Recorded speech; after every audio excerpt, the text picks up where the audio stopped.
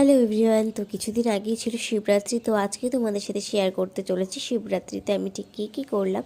তো দেখো, সকালবেলা ঘুম থেকে উঠে আমি পুরো স্নান টান করে শ্যাম্পু ট্যাম্পু করে একদম চলে এসেছি ঠাকুর ঘরে। এখানে এসে আমি সুন্দর করে সাবু সব ফলগুলো কেটে নিয়েছিলাম, যেহেতু মা সেদিন খুবই বিজি ছিল বাড়িতে, যেহেতু লোকজন ছিল তাই জন্য মা সেদিন উপোস করতে পারিনি।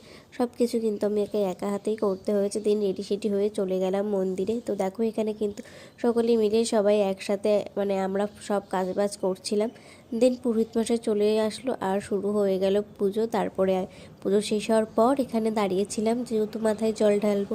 দেন দেখো, এই যে আমি এখানে সুন্দর করে বাবার মাথায় জল ঢালছিলাম, তারপরে ফুলের মালা দিলাম।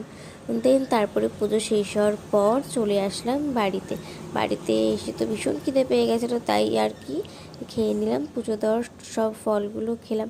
তো আজকের ভিডিওটা এখানেই শেষ করছি, টাটা।